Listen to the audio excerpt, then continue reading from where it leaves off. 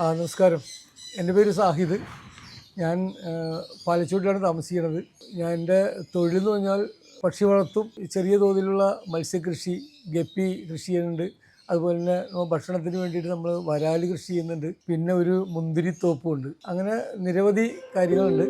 ഞാൻ വെണ്ണ സ്കൂളിലെ SMCയുടെ മെമ്പറാണ്. സ്കൂളിലെ കൃഷി ചെയർമാൻ ഞാനാണ്. അപ്പോൾ ഞങ്ങളവിടെ ഒരു വലിയൊരു കൃഷിത്തോട്ടങ്ങളുണ്ട്.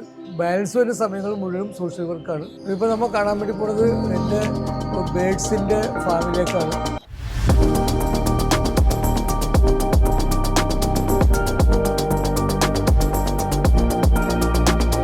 ബേഡ്സിനെ ഞാൻ ചെയ്യുന്നത് ബ്രീഡിങ്ങാണ്. നമ്മൾ ബ്രീഡ് ചെയ്തിട്ട് അതിൻ്റെ കുഞ്ഞിനെ സെയിൽ ചെയ്യണം. ഒരു ബാച്ച് ബ്രീഡ് ചെയ്ത് കഴിഞ്ഞ് കഴിഞ്ഞാൽ അതിനെ നമ്മൾ ഹാൻഡ് ഫീഡ് ചെയ്യേണ്ടത് ഹാൻഡ് ഫീഡ് ചെയ്യും. അല്ലാത്തതിനെ നമ്മൾ സെൽഫ് ഫീറ്റിംഗ് ആകുമ്പോൾ കൗണ്ടറിലേക്ക് ഇടും. താഴെ സെയിൽസ് കിടക്കും. ക്വാളിറ്റിയുള്ള ബേഡുകൾ ആണ് നമ്മൾ കൊടുക്കുന്നത്. ഇപ്പോൾ ഹാൻഡ് ഫീഡ് കൊടുക്കാൻ കുറച്ച് സ്മോൾ കൊണൂസ് ഉണ്ട്, പിന്നെ ആഫ്രിക്കനുണ്ട്, കോക്ടെയിലുണ്ട്. ഇതെല്ലാം ഹാൻഡ് ഫീഡിന് തയ്യാറാണ്. സൺ കൊണൂറുണ്ട്, പൈനാപ്പിൾ കൊണൂറുണ്ട്, യെല്ലോ ഷെയ്ഡ് കൊണൂറുണ്ട്, ഗ്രീൻ ചിക്ക് ഉണ്ട്, ബ്ലൂ ഗ്രീൻ ഉണ്ട്, അതുപോലെ തന്നെ ജണ്ട കൊണൂറുണ്ട്. കോക്ടെയിൽസ് ഒരു 3-4 വെറൈറ്റീസ് ഉണ്ട്. ആഫ്രിക്കൻ ലവ് ബേർഡ് ഉണ്ട്. ആഫ്രിക്കൻസ് ഒരു നല്ലൊരു ശതമാനം പീച്ച് വെറൈറ്റിയാണ്. പിന്നെ നിസാരമാണ് വൈലറ്റ് മാസ്കും യെല്ലോ ഫിഷറും. പിന്നെ ഉള്ളത് സ്പാങ്കിളാണ്. അതുപോലെ തന്നെ പിന്നെ ഉള്ളത് ജംബോ ഫിഞ്ചാണ്. ജംബോ ഫിഞ്ചും ബ്ലാക്ക് ചീക്ക്. അത്തരം സാധനങ്ങളാണ് ഞാൻ ഇപ്പോൾ ചെയ്യുന്നത്.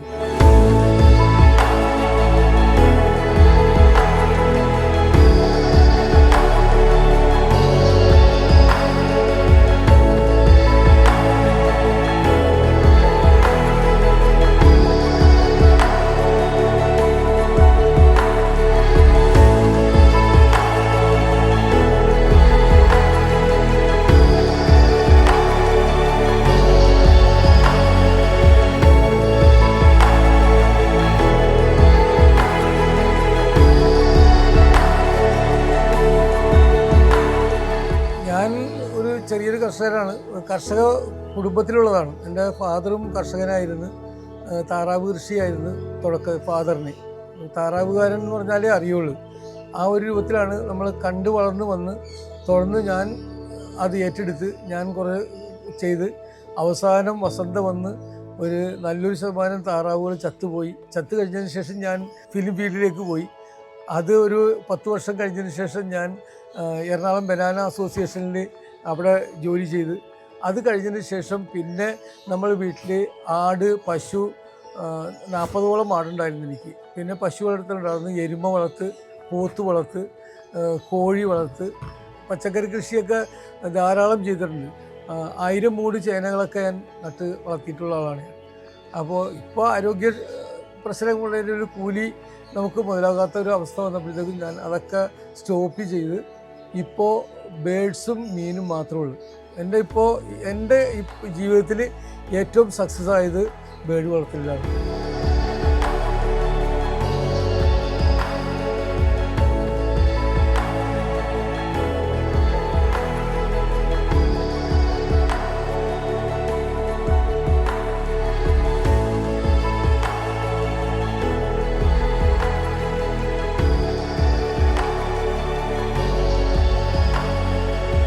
ഇപ്പോൾ ഇത്തിരി മോശം സമയമാണെങ്കിൽ പോലും എനിക്ക് പ്രശ്നങ്ങൾ വന്നിട്ടില്ല ഇതുവരെയായിട്ടും.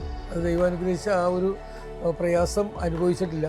ഞാൻ ആ ജീവിച്ചു പോകുന്നതും എൻ്റെ എല്ലാ കാര്യങ്ങളും നടത്തുന്നത് ഈ ബേഡിൻ്റെ വിഷയത്തിൽ നിന്നിട്ടാണ്, ആ വരുമാനത്തിൽ നിന്നിട്ടാണ്. പിന്നെ നിങ്ങൾക്ക് നേരിട്ട് വന്ന് കാണാം.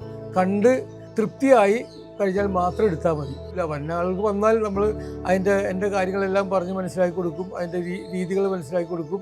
എൻ്റെ കച്ചവടത്തിൻ്റെ ക്വാളിറ്റി അതാണ്. ഞാൻ വന്ന കസ്റ്റമറിന് നമ്മൾ കാര്യങ്ങൾ മുഴുവൻ പറഞ്ഞ് മനസ്സിലാക്കി കൊടുക്കും. അവർക്ക് തൃപ്തി ഉണ്ടെങ്കിൽ കൊണ്ടുപോയാൽ മതി. നമ്മൾ ചിലപ്പോൾ ചില ആളുകൾ നമ്മൾ വർത്തമാനങ്ങൾ കേൾക്കുമ്പോൾ തോന്നും ഇത് വളർത്തിയ പാടാണെന്ന് തോന്നും. അങ്ങനെയുള്ള ആളുകൾ എടുക്കണ്ട. നല്ല താല്പര്യമുള്ള ആളുകൾ, ഇതിനോട് ഇൻട്രസ്റ്റ് ഉള്ള ആളുകൾ മാത്രം ഈ ചെയ്യാവുന്ന പണിയാണിത്. അല്ലാതെ ഞാൻ ചെയ്ത് സക്സസ് ആയി എന്ന് വെച്ചിട്ട് എല്ലാവരും സക്സസ് ആകണമെന്നില്ല. അപ്പോൾ അതുകൊണ്ട് നമുക്ക് താല്പര്യമുള്ള ആൾ മാത്രം ചെയ്യുന്ന ഒരു തൊഴിലാണിത്. അത് അങ്ങനെ ചെയ്യാൻ പാടുള്ളൂ.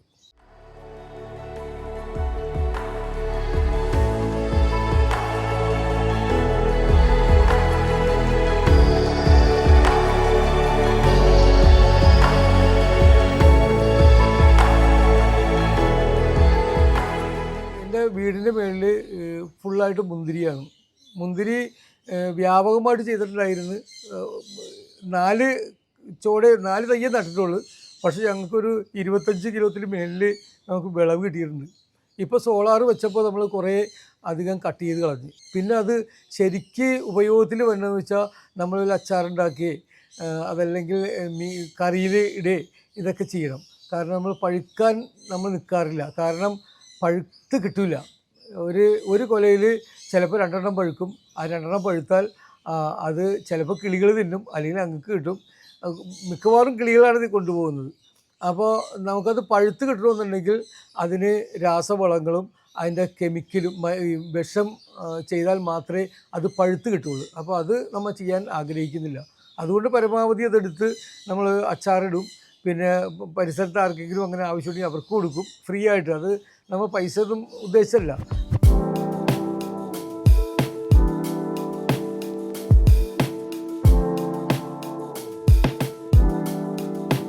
ഇത് ചെയ്തത് എൻ്റെ മകനാണ്. എൻ്റെ മൂത്ത മകൻ ചെയ്തതാണത് ആ കൃഷി.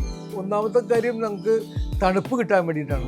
ബേഡ് കിടക്കുന്നതിൻ്റെ പേരിൽ അതിൻ്റെ മേലിലേക്ക് ഇത് കയറുമ്പോൾ കുറച്ച് തണുപ്പ് കിട്ടും എന്നുള്ള ഉദ്ദേശത്തിലാണ് നമ്മൾ ചെയ്ത് കഴിഞ്ഞപ്പോൾ പിന്നെ നമ്മളതൊരു പ്രൊഫഷണൽ പോലെ ആക്കി എടുത്തതാണ്. കുറച്ച് ഭാഗം പ്രൂൺ ചെയ്തിട്ടുണ്ട്. അപ്പോൾ ചെക്കൻ രാവിലെ കയറും, കുറച്ച് പ്രൂൺ ചെയ്യും, അവൻ ജോലിക്ക് പോകും, പിന്നെ നാളെ വരും, കുറച്ച് ചെയ്യും, അങ്ങനെ ചെയ്യണുള്ളൂ.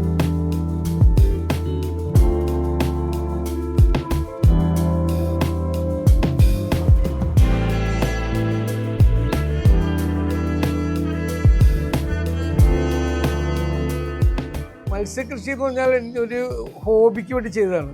ഞാനൊരു 6-7 വെറൈറ്റി ഗപ്പി വാങ്ങിച്ചിട്ട് 10-13 ടാങ്കിലായിട്ട് ഞാൻ വളർത്തിയത്. ഇപ്പോൾ അത് മഴ വന്ന് ടാങ്കിൽ വെള്ളം നിറയുന്നതിൻ്റെ പേരിൽ എല്ലാം ക്രോസ് ബ്രീഡായി, എല്ലാം മിക്സായി കിടക്കുകയാണ്. അപ്പോൾ അത് നമുക്ക് സെലക്ഷൻ ഉണ്ടാവില്ല അതിന്. പിന്നെ ഉള്ളതെന്ന് വെച്ചാൽ വരാലുണ്ട്. വരാൽ നമ്മൾ 25,000 ലിറ്റർ വെള്ളത്തിൻ്റെ ഒരു അക്വാപോണിക്കാണ് നമ്മൾ തുടങ്ങിയത്. അത് അക്വാപോണിങ് സിസ്റ്റം ഒരു സുഖമല്ലാതെ വന്നപ്പോഴത്തേക്കും ഞാനത് നിർത്തിയതാണ്. ഇപ്പോൾ 55,000 ലിറ്ററിൻ്റെ ഒരു കുഴി ഉണ്ടായിരുന്നു. 55,000 ലിറ്ററിൻ്റെ കുഴി ഞാൻ അത് മൂടിക്കളഞ്ഞു. ഇപ്പോൾ ഒരെണ്ണമുള്ളൂ. അതിൻ്റെ അകത്ത് ആദ്യം പിലോപ്പി വളർത്തി, അത് കഴിഞ്ഞിട്ട് കറുപ്പ് വളർത്തി, അത് കഴിഞ്ഞ് ഇപ്പോൾ വരാലാണ്. വരാലിപ്പോൾ ഞങ്ങൾക്ക് കഴിഞ്ഞ സീസണിൽ കിട്ടിയത് ഒരു 1.25 കിലോ, 1.5-ക്കും 1.25 കിലോയിലും ഇടയ്ക്കുള്ള സൈസിൽ വരാൽ കിട്ടി. അത് പരമാവധി ഞങ്ങൾ ആർക്കും വിൽപ്പനയൊന്നും ചെയ്യാറില്ല. അത് അയൽവക്കത്തൊക്കെ 1-2 പേർക്ക് കൊടുക്കും. പിന്നെ ബാക്കിയൊക്കെ ഞങ്ങൾ ഉപയോഗിക്കും. അങ്ങനെ കാരണം അത്രയും ടേസ്റ്റാണ് അത്. നമുക്ക് വിറ്റ് കാശ് മേടിക്കാൻ നമുക്ക് തോന്നില്ല. ആ ടേസ്റ്റാണത്. അത് വേറെ എങ്ങൊന്നും കിട്ടില്ല അത്രയും ടേസ്റ്റ്.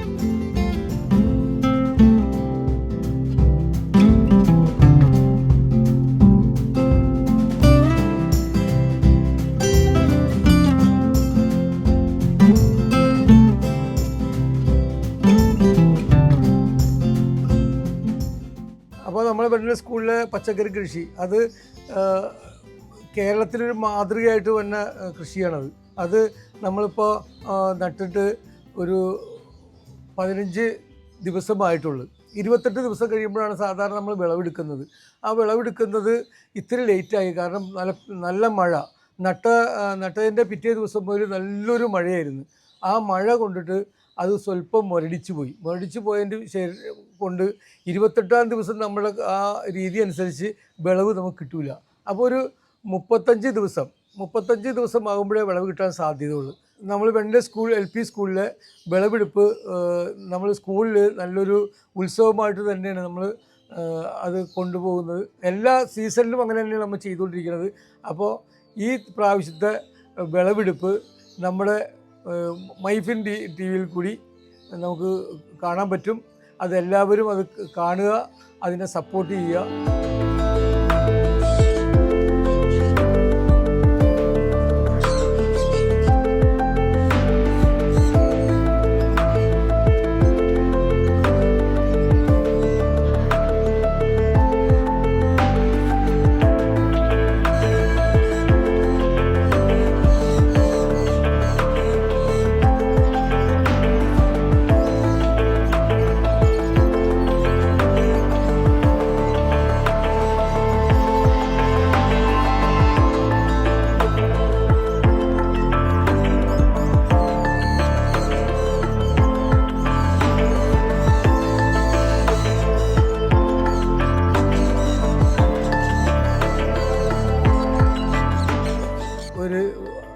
10-12 ഐറ്റംസ് ബേഡുകളാണ് ഇപ്പോൾ നമുക്ക് നിലവിൽ സെയിൽസിലുള്ളത്. ഇനി ആർക്കെങ്കിലും നമ്മളുടെ അടുത്ത് നിന്ന് സാധനം വാങ്ങണം എന്ന് ആഗ്രഹമുണ്ടെങ്കിൽ ഇതിൻ്റെ അകത്ത് നമ്പർ കൊടുത്തിട്ടുണ്ടാവും.